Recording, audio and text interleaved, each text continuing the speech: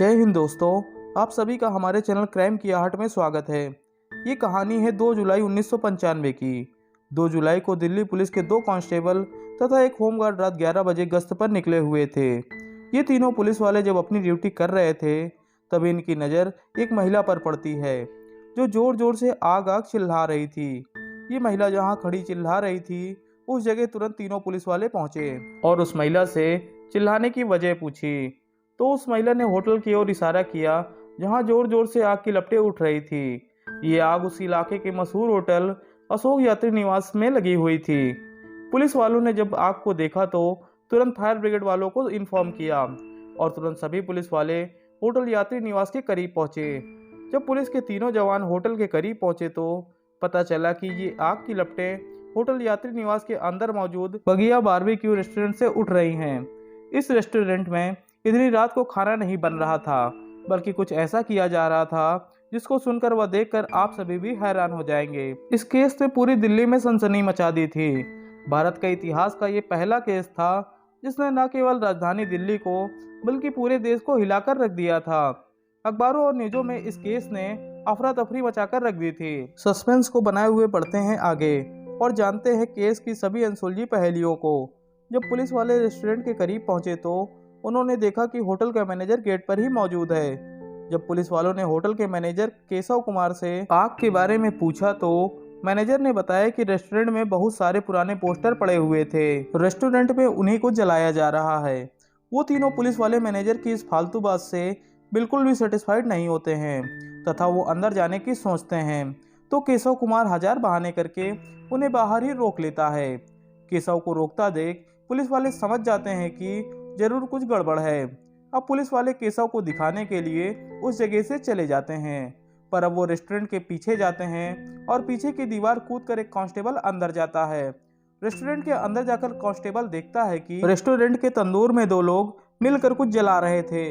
Hotel manager से पूछने पर उसने बताया था कि अंदर पोस्टर वगैरह जला रहे हैं। इस बात की पुष्टि के लिए जब कांस्टेबल अंदर के व्यक्ति से पूछता है कि क्या जला रहे हो तो वो बताता है कि हम बकरा भून रहे हैं। पुलिस वाले अब पूरी तरह से सतर्क हो जाते हैं क्योंकि उन्हें समझ आ चुका था कि यहाँ दाल में कुछ काला नहीं बल्कि यहाँ की तो पूरी दाल ही काली है। पुलिस वाले अब हर जगह की चीज़ों को देखना शुरू करते हैं कि तंदूर के पास क्या अलग है जो ये सभी होटल वाले छुपा रहे हैं। जब पुलिस वाले हर चीज़ को खंगाल रहे होते हैं तभी अचानक से उनकी नज़र एक इंसानी हाथ पर पड़ती है। इतना देखते ही पुलिस के लोग ये समझ जाते हैं कि ये लोग किसी रद्दी को या बकरे को नहीं बल्कि किसी इंसान को जला रहे हैं। ये सबूत देखकर पुलिस वाले भी डर जाते हैं, इसलिए वो सब कुछ देखकर भी अनजान बनकर वहां से निकल जाते हैं। पुलिस वालों ने अकेले होने के कारण वहां से निकलना ही ठीक समझा क्योंकि कांस्टेबल बिना अपनी पूरी टीम के उनका कुछ नहीं बिगाड़ सकते थे। इसलिए कांस्टेबल वहां से बाहर आकर सीधा पुलिस टीम को होटल की पूरी कहानी सुनाते हैं। कांस्टेबल के मुंह से ऐसी कहानी सुनने के बाद पुलिस की टीम तुरंत उस होटल पर पहुंचती है और फौरन अंदर जाकर उन लोगों को पकड़ने की कोशिश करती है। जब पुलिस की टीम उस रेस्टोरेंट में पहुंचती है तब उस रेस्टोरेंट में तंदूर के पास केवल 2 लोग मौजूद थे। वो दोनों जब पुलिस की टीम को अंदर आता देखते हैं तो बेहद घबरा जाते हैं और दोनों में से एक पुलिस की पकड़ से भाग निकलता है। पुलिस उस जगह बचे हुए केशव कुमार नामक शख्स को पकड़ लेती है और फिर सबसे पहले तंदूर की आग को बुझाती है। जब तंदूर की आग बुझती है तो उस तंदूर के अंदर का सीन देखकर सभी पुलिस वाले पसीना छोड़ देते हैं। ऐसा सीन उन सभी पुलिस वालों ने पहले कभी नहीं देखा था। अब आप भी सोच रहे होंगे कि उस तंदूर में ऐसा क्या था, बकरा, मुर्गा या फिर कोई खाने की डिश? जी नहीं, उस तंदूर में एक इंसानी शरीर भुन रहा था जो भुनते हुए अब जला हो चुका था। ये शरीर इतना जल गया था कि अब इसको पहचानना भी नामुमकिन हो चुका था। इस शरीर को देखकर ये अंदाजा लग रहा था कि ये लाश किसी महिला की है। अब पुलिस वाले रेस्टोरेंट से एक अधजली बॉडी को पोस्टमार्टम के लिए भेजते हैं और अपने इकलौते पकड़ में आए शख्स केशव कुमार से पूछताछ करते हैं। पुलिस जब केशव से उसका बायोडाटा पूछती है तो वो बताता है कि वो रेस्टोरेंट का मैनेजर है। जब पुलिस उससे उस डेड बॉडी के बारे में पूछती है तो वो पुलिस को अनेकों मनगढ़ंत कहानियां सुनाता है। जब पुलिस उससे शक्ति दिखाती है तो वो एक ऐसा खुलासा करता है जिसकी आपने कभी जीवन में कल्पना भी नहीं की होगी। केशव कुमार पुलिस को बताता है कि जो लाश तंदूर में आपको मिली है वो इस रेस्टोरेंट के मालिक सुशील शर्मा की पत्नी नैना साहनी की है। फिर दूसरे फरार हुए व्यक्ति के बारे में पूछती है तो केशव बताता है कि फरार हुआ व्यक्ति कोई और नहीं, इस होटल का मालिक यानी नैना साहनी का पति सुशील शर्मा था। अब पुलिस सुशील शर्मा की छानबीन करना शुरू कर देती है। सुशील शर्मा के बारे में जब पुलिस छानबीन करती है तो उन्हें पता चलता है कि सुशील शर्मा कोई छोटा मोटा आदमी नहीं बल्कि दिल्ली की राजनीति का एक उभरता चेहरा है। सुशील शर्मा दिल्ली यूथ कांग्रेस का अध्यक्ष था। अब पुलिस कड़ाई के साथ सुशील शर्मा की तलाश में लग जाती है। ये खबर मीडिया के थ्रू पूरे देश में हवा की तरह फैल जाती है कि एक महिला को हत्या करने के बाद उसे तंदूर में भूंजा गया। ये खबर पूरे देश में हंगामा मचा देती है। हर कोई उस महिला के लिए इंसाफ की मांग करने लगता है। लोगों की मांग थी कि आरोपी सुशील शर्मा को जल्द से जल्द उसके किए की सजा दी जाए। इधर पुलिस अपने रात दिन एक किए थी सुशील शर्मा को खोजने में, पर सुशील हर बार पुलिस को चकमा देकर निकल लेता था। अब सुशील को फरार हुए एक हफ्ता हो चुका था, पर सुशील को कोई भी ढूंढ नहीं पाया था। ये सब पब्लिक में डर तथा गुस्सा फैला रहा था। लोगों को शांत करने के लिए तथा सुशील शर्मा को डराने के लिए पुलिस ने मीडिया के थ्रू ये खबर उड़ा दी कि पुलिस अब सुशील शर्मा को देखते ही उसका एनकाउंटर कर देगी। इसके बाद पुलिस 10 जुलाई 1995 को बंगलौर से सुशील को गिरफ्तार कर लेती है। लोगों का कहना था कि एनकाउंटर के डर से सुशील ने खुद ही सरेंडर कर दिया था। सुशील को गिरफ्तार करने के बाद उससे पूछताछ शुरू की जाती है। जब सुशील से पुलिस बात करती है तो अनेकों राज सामने आते हैं जिनकी पुलिस ने कभी कल्पना भी नहीं की थी।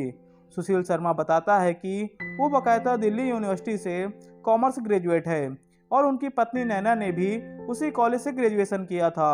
सुशील ने बताया नैना ने दिल्ली यूनिवर्सिटी से ही कॉमर्शियल पायलट की डिग्री भी ली थी।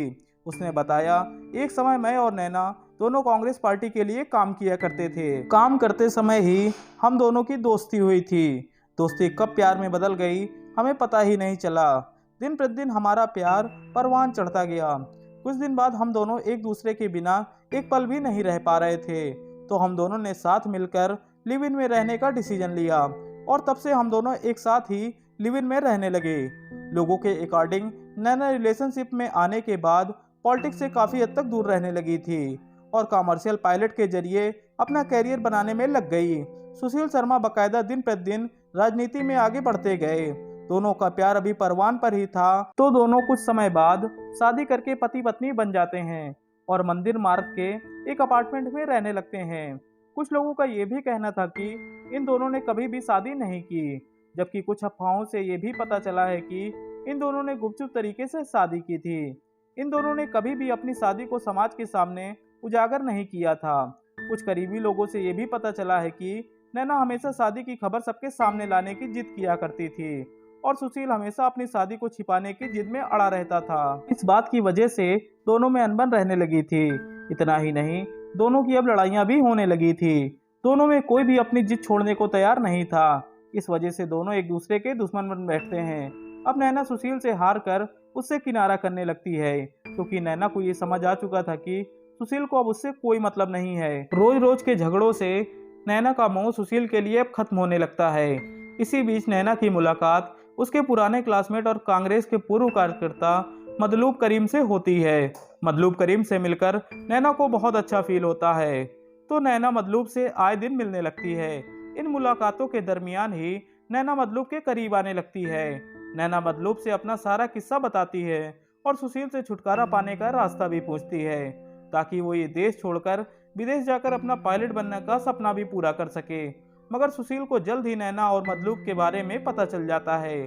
सुशील को नैना का मतलूब के करीब आना बिल्कुल भी पसंद नहीं आता है। सुशील अब नैना पर शक भी करने लगा था। इस वजह से दोनों में और भी लड़ाइयाँ होने लगती हैं। अब दोनों एक दूसरे को बिल्कुल पसंद नहीं करने लगते हैं। तभी 2 जुलाई 1995 की एक रात को सब कुछ एकदम से बदल जाता है। 2 जुलाई की रात जब सुशील अपने काम खत्म करके अपने घर पहुंचता है तो वो देखता है कि नैना अपने एक हाथ में विस्की का गिलास लिए फोन पर किसी से बात कर रही थी। नैना ने जैसे ही सुशील को देखा उसने एकदम नॉर्मली सुशील को विस्की ऑफर की, मगर सुशील गिलास लेने से मना कर देता है तथा गुस्से में पूछता है कि तुम किससे बात कर रही हो। नैना फिर नॉर्मली जवाब देती है और बताती है कि मैं अपने घर वालों से बात कर रही हूँ। इतना बताकर नैना फोन रखकर दूसरे कमरे में जाकर काम करने लगती है। नैना के जाते ही सुशील तुरंत कमरे में आता है और फ़ोन लेकर पहला नंबर तुरंत ही रिडायल करता है। जब सुशील कॉल करता है तो कॉल उठने पर एक शख्स कॉल रिसीव करता है और हेलो बोलता है। सामने वाले की आवाज़ सुनते ही सुशील कॉल डिस्कनेक्ट कर देता है। सुशील को शक था कि नैना उसे बेवकूफ़ बना रही है। वो फ़ोन पर मतलूब करीम से बात कर रही थी। जब सुशील ने नैना के फ़ोन से वही नंबर रिडायल किया तो दूसरी तरफ से कोई और शख्स नहीं बल्कि मतलूब करीम ही बोला था।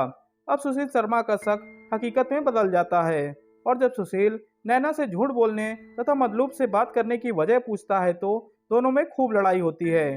दोनों एक दूसरे पर खूब चिल्लाते हैं। उसके बाद सुशील ने बताया कि हम दोनों थोड़ी देर तक एकदम शांत रहें। फिर थोड़ी देर बाद नैना मेरे पास आई और बोली मैं सुसाइड करने जा रही हूँ। फिर उसने बाकायदा सुसाइड नोट भी लिखा। फिर सुशील को कुछ देर बाद गोली चलने की आवाज़ आती है।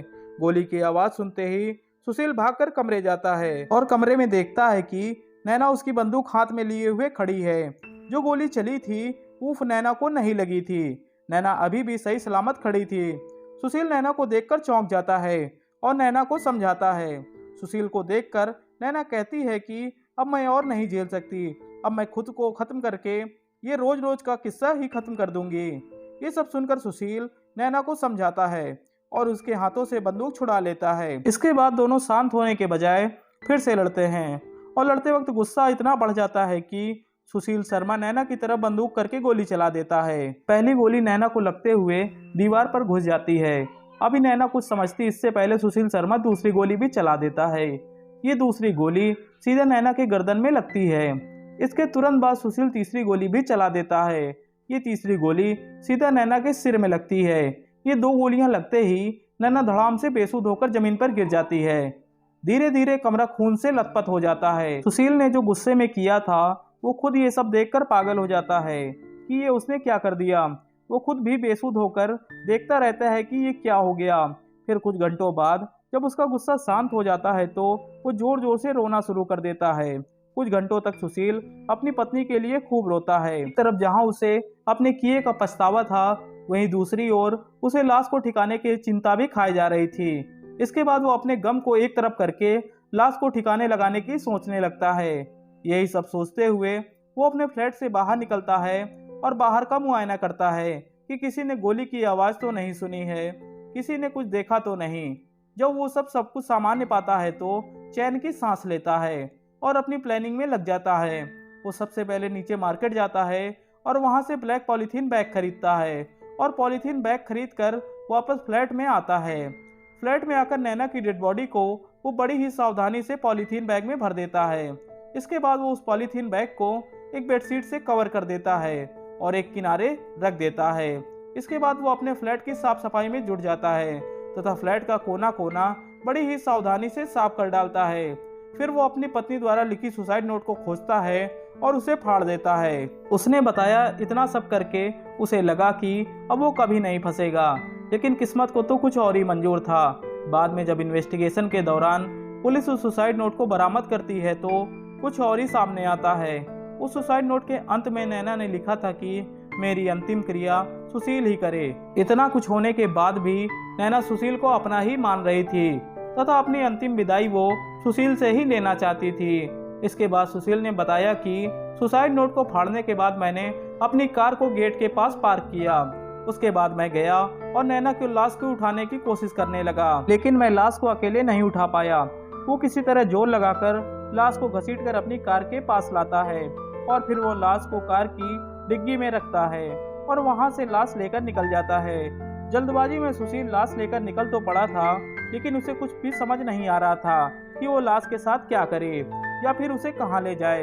यही सब सोचते हुए वो रात के अंधेरे में लाश लिए टहलता रहा। फिर कुछ घंटों बाद उसके दिमाग में एक आइडिया आया कि क्यों ना इस लाश को मैं नदी में फेंककर इससे छुटकारा पा लूं। यही सोचते हुए वो लाश लेकर दिल्ली के आईटीओ पुल पर चला जाता है। उसका प्लान ये था कि वो आईटीओ पुल से लाश नीचे फेंक देगा, लेकिन जब वो आईटीओ पुल पर पहुंचता है तो पुल पर बेहद भीड़भाड़ थी। अब उसका ये प्लान फ्लॉप हो गया, क्योंकि इतनी चहल पहल में अगर वो लाश निकालता है तो बेशक पकड़ा जाता। इसलिए वो लाश लेकर चुपचाप वहां से वापस चला आता है और फिर से प्लानिंग में लग जाता है। अब वो सीधे अपनी कार लेकर अपने रेस्टोरेंट जाता है। उसने सोच विचार कर लिया था कि उसे लाश के साथ क्या करना है। जब वो अपने रेस्टोरेंट पहुंचा तो उसने देखा कि वहां काफ़ी भीड़ भाड़ थी। उसके रेस्टोरेंट में लोग बड़ी संख्या में मौजूद थे क्योंकि वो एक फेमस रेस्टोरेंट था। सुशील रेस्टोरेंट के बाहर थोड़ी देर तक वेट करता है, लेकिन भीड़ कम होने का नाम ही नहीं ले रही थी। फिर वो अपनी कार को रेस्टोरेंट के बाहर पार्क करता है और अपने मैनेजर केशव कुमार को बाहर अपनी कार के पास बुलाता है। मैनेजर केशव तुरंत अपने मालिक के पास पहुंचता है। जब सुशील का मैनेजर केशव उसके पास पहुंचता है तो सुशील कहता है कि जितनी जल्दी हो सके उतनी जल्दी रेस्टोरेंट को खाली करवाओ। सुशील कहता है कि जो भी ग्राहक रेस्टोरेंट में बैठे हुए हैं उनसे कह दो खाना खत्म हो चुका है, और बाकी के स्टाफ को भी कह दो कि आज उनकी किसी तरह की कोई ड्यूटी नहीं है। सब तुरंत रेस्टोरेंट से जाएं और बाहर एंजॉय करें। ये सब सुनकर मैनेजर चौंक जाता है और सुशील से कहता है कि सर अभी तो बहुत खाना रखा हुआ है, जितने लोग बैठे हैं उनसे ज्यादा खाना है हमारे पास। इस बात पर सुशील शर्मा अपने मैनेजर केशव से कहता है कि मैं जितना कह रहा हूँ उतना ही करो, अपना दिमाग मत लगाओ, जाओ और फौरन जाके रेस्टोरेंट खाली कराओ। मैं ऑलरेडी बहुत परेशान हूँ, फालतू दिमाग लगाकर मुझे और परेशान मत करो। अपने मालिक को परेशान देखकर केशव तुरंत रेस्टोरेंट खाली करने में लग जाता है और आनन फानन में सभी कस्टमर्स को रेस्टोरेंट से बाहर जाने को कहता है तथा पूरे स्टाफ को पैसे देकर बाहर खाने को भेज दिया जाता है। कुछ ही देर में पूरा रेस्टोरेंट खाली हो जाता है और पूरे रेस्टोरेंट में केवल सुशील शर्मा और केशव कुमार ही बचते हैं। अब सुशील अकेले तो सारा सब कुछ नहीं कर सकता था, इसलिए वो मजबूरी में घबराते हुए अपने मैनेजर केशव से कहता है कि केशव एक बहुत बड़ी घटना हो गई है, मैं बहुत बड़ी मुसीबत में फंस गया हूँ। ये सुनकर केशव अपने मालिक को दिलासा देते हुए कहता है कि क्या बात है सर, आप क्यों इतना बेचैन हैं, मुझे बताइए, शायद मैं आपकी कोई हेल्प कर सकूं। इस बात को सुनकर सुशील पहले केशव से वादा लेता है कि जो कुछ वो बताएगा वो सब तुम एक सपना समझकर भूल जाओगे। इस पर केशव अपने मालिक से वादा करता है कि मैं आपकी पूरी हेल्प करूंगा और कभी भी आपकी बताई कोई भी बात लीक नहीं होने दूंगा। सुशील कुमार थोड़ी देर शांत रहता है, फिर एक लंबी सांस लेकर बताता है कि मैंने मेरी पत्नी नैना की गुस्से में आकर हत्या कर दी है। ये सब मैंने सोच समझकर या जानबूझकर नहीं किया, बस मुझसे ये सब हो गया। अब मुझे तुम्हारी हेल्प चाहिए उसकी डेड बॉडी को ठिकाने लगाने में। ये सब सुनकर केशव हैरान हो जाता है और उसका साथ देने से साफ साफ मना कर देता है। केशव कहता है साहब मैं एक आम आदमी हूँ, अगर मैं फंस गया तो मेरे घर वाले बेचारे बिन मारे ही मर जाएंगे, आप मुझे माफ करिए, मैं आपकी कोई हेल्प नहीं कर सकता। सुशील अब केशव के अलावा किसी और को अपना ये कांड नहीं बताना चाहता था, इसलिए सुशील केशव को हर तरह से मनाता है और अंततः केशव मान भी जाता है। इसके बाद दोनों साथ मिलकर प्लान बनाते हैं कि वो डेड बॉडी के साथ क्या करेंगे और लास्ट में उन्हें एक खौफनाक रास्ता मिल भी जाता है। उनके रेस्टोरेंट में अभी हाल ही में तंदूरी रोटी सेकी गई थी, इसलिए उनका तंदूर दहकते हुए जल रहा था। जलता हुआ तंदूर उन्हें बेस्ट ऑप्शन लगता है। ये दोनों सीधा गाड़ी के पास जाते हैं और नैना को शव बड़ी ही सावधानी से गाड़ी से उतारकर रेस्टोरेंट के अंदर लाते हैं और शव को एक जगह रखकर चैन की सांस लेते हैं। शव इतना भारी था कि दोनों की हालत खराब हो जाती है। इसके बाद दोनों मिलकर शव को दोबारा उठाते हैं और उठाकर उस शव को तंदूर के ऊपर रख देते हैं। डेड बॉडी इतनी बड़ी थी कि तंदूर की आग उसे जला ही नहीं पाती है। अब फिर सुशील को चिंता होती है तो वो केशव से कहता है कि अंदर पड़े रद्दी पेपर लाओ और उन्हें तंदूर में लगाओ ताकि आग डेड बॉडी को जला सके। केशव अपने मालिक का ऑर्डर पाते ही तुरंत अंदर जाता है और ढेर सारी रद्दी ले आता है। रद्दी लाकर वो तंदूर पर लगा देता है। रद्दी लगते ही शव जलना शुरू हो जाता है। अफसोस ये आग भी उतनी तेज नहीं थी कि जितनी तेज एक शव को जलाने के लिए चाहिए। रद्दी खत्म होते ही आग बुझने लगती है। अब सुशील सीधे किचन में जाता है और केशव को भी अपने पास बुलाता है। केशव तुरंत किचन पहुंचता है और सुशील से कहता है कि किचन में रखा सारा बटर तंदूर के पास ले चलो और सारा का सारा बटर उठाकर तंदूर में डाल दो ताकि लाश का नामो निशान भी न बचे। जैसे ही केशव बटर के पैकेट तंदूर में डालता है तो आग बुरी तरह भड़क जाती है। दोनों को शव को जलाने की इतनी जल्दी थी कि वो क्या कर रहे थे उन्हें कुछ नहीं दिख रहा था। दोनों तंदूर में 4 बटर के पैकेट डाल देते हैं। 4 बटर के पैकेट पड़ते ही आग बुरी तरह भड़क जाती है और शव बड़ी ही तेजी से जलने लगता है। दोनों सबको जल्दी जलाने के लिए बटर के साथ साथ पुरानी रद्दी पेपर भी डालते जाते हैं। इन दोनों का प्लान अब काफी हद तक कामयाब होने लगता है। दोनों नैना का शव जलते और खत्म होते देखकर काफी खुश होते हैं। अपनी खुशी के चलते ये दोनों ये भूल जाते हैं कि वो शव को एक पब्लिक प्लेस पर जला रहे हैं, तो उन्हें आग एक लिमिट में जलानी चाहिए। उनकी यही गलती उनको ले डूबती है। उन दोनों ने आग इतनी भीषण जला रखी थी कि आग की लपटें रेस्टोरेंट के ऊपर तक जा रही थी। यही आग की लपटें एक लेडी देखकर चीखने लगती है और सुशील केशव का प्लान फ्लॉप हो जाता है। उसी महिला के कारण इस पूरे मामले का खुलासा होता है। पुलिस की टीम रेस्टोरेंट में धावा बोलती है, तब सुशील शर्मा पुलिस की टीम को चकमा देकर अपने एक आईएएस दोस्त के पास चला जाता है। हालांकि सुशील को ये आईएएस दोस्त सुशील के कारनामों से पूरी तरह अनजान था। सुशील भी उसे कुछ नहीं बताता और अनेकों बहाने करके पूरी रात उसी के घर में गुजारता है। उसके बाद सुशील अपने दोस्त को बिना कुछ बताए ही जयपुर निकल जाता है। जयपुर से भागते भागते वो मुंबई जाता है। मुंबई से वो सीधे तिरुपति बालाजी जाता है और वहां जाकर वो हनुमान जी के दर्शन करके अपना सिर मुंडवाता है और इसके बाद सुशील सीधा चेन्नई निकल जाता है। सुशील के चेन्नई जाने की खबर किसी के द्वारा पुलिस को मिल जाती है। खबर मिलते ही पुलिस की टीम चेन्नई पहुंचती है। पुलिस के पहुंचने से पहले ही सुशील भागकर बंगलौर आ जाता है। उधर पुलिस भी उसके पीछे पीछे बंगलौर आ जाती है और फाइनली सुशील शर्मा को पुलिस बड़ी ही मशक्कत के बाद 10 जुलाई को धर दबोचती है। दिल्ली डिस्ट्रिक्ट कोर्ट द्वारा सुशील शर्मा को 12 जुलाई 1995 को अगले 10 दिनों के लिए पुलिस रिमांड में भेज दिया जाता है। पुलिस ने इस केस की जांच में अपना खून पसीना एक कर दिया था। 27 जुलाई 1995 को ही दिल्ली पुलिस इस मामले में चार्जशीट फाइल कर देती है। इसके बाद 31 अगस्त 1995 से सेशन कोर्ट इस मामले की सुनवाई भी शुरू कर देती है। सुशील शर्मा पर नैना को मारने के लिए धारा 302 के तहत मामला दर्ज हुआ था। केस में सुशील के अलावा उसके मैनेजर केशव तथा 3 अन्य लोगों को भी आरोपी माना जाता है। इसके बाद अगले कई महीनों तक इस केस की सुनवाई होती रहती है। 2001 में यह केस इतना उलझता है कि एक के बाद एक ना जाने कितने वकील सुशील शर्मा का केस लड़ने से मना कर देते हैं। वकीलों के न मिलने के कारण कुछ समय तक सुशील शर्मा बिना किसी वकील के रहता है। लोगों की भीड़ इस केस की तुरंत सुनवाई करके फैसले की मांग करती है, इसलिए केस की तुरंत सुनवाई करके मामले को तुरंत निपटाने की कोशिशों में सभी लग जाते हैं और केस की पूरी सुनवाई के बाद 3 नवंबर 2003 को दोषी सुशील कुमार को उनकी पत्नी नैना साहनी की हत्या के लिए दोषी करार दिया जाता है। इतना ही नहीं, मामले में केशव कुमार को भी दोषी करार दिया जाता है। बाकी के बचे 3 लोगों को बाइज्जत बरी कर दिया जाता है। इसके बाद 7 नवंबर 2003 को डिस्ट्रिक्ट कोर्ट अपना फैसला सुना देती है। डिस्ट्रिक्ट कोर्ट सुशील कुमार शर्मा को अपने फैसले से मौत की सजा देती है तथा उसके मैनेजर केशव को 7 साल के सश्रम कारावास की सजा सुनाई जाती है। निचली अदालत द्वारा दी गई सजा से सुशील शर्मा बेहद घबरा जाता है। वह दिसंबर 2003 को दिल्ली हाई कोर्ट में अपील करता है। उसकी अपील पर अगस्त 2006 से दिल्ली हाई कोर्ट में सुशील शर्मा के केस की सुनवाई शुरू होती है। लगातार ये सुनवाई चलती रहती है। सुनवाई के बाद 19 फरवरी 2007 को दिल्ली हाई कोर्ट भी सुशील शर्मा को फांसी की सजा को बरकरार रखती है। अब सुशील शर्मा असहाय होकर बेहद तड़पता है, क्योंकि उसने हाई कोर्ट से भी बड़ी सारी उम्मीदें लगाई थी, परंतु उसकी हर उम्मीद में पानी फिर जाता है। अभी भी सुशील शर्मा हार नहीं मानता। सुशील 2007 में सुप्रीम कोर्ट में अपील डालता है और सुशील की ये कोशिशें उसे काफी राहत देती है। सुप्रीम कोर्ट सुशील की फांसी की सजा को उम्र कैद में बदल देती है। इस सजा को मिलने के बाद सुशील शर्मा अपनी आगे की जिंदगी तिहाड़ जेल में बिता रहा है, जबकि उसका साथ देने वाला केशव अपनी 7 साल की सजा काटकर वापस आ जाता है और सुकून से अपनी जिंदगी जीने लगता है। अपनी पत्नी को मारने के बाद सुशील शर्मा एक साधु की तरह जीने लगता है। एक हत्यारा अब साधु बनकर अपना जीवन बिता रहा है। सुशील शर्मा अपने समय का इकलौता ऐसा कैदी था जिसे 20 सालों में एक दिन के लिए भी पैरोल नहीं मिली थी। सुशील को एक दिन के लिए भी जेल से बाहर नहीं निकाला गया था।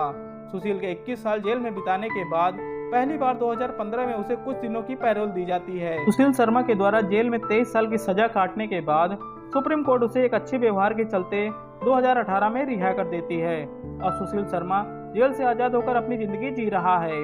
इस केस में पहली बार अनेकों चीजें की गई थी, जैसे केस को सुलझाने के लिए पहली बार आइडेंटिफिकेशन के लिए डीएनए टेस्ट का सहारा लिया गया था। उस समय पहली बार पुलिस ने मर्डर केस की चार्जशीट टाइम से पहले फाइल की थी। ये केस उस समय का एक बेहद खौफनाक केस था। क्राइम की ऐसी ही हैरत अंगेज कहानी सुनने के लिए हमारे चैनल क्राइम की आहट को सपोर्ट करें। धन्यवाद।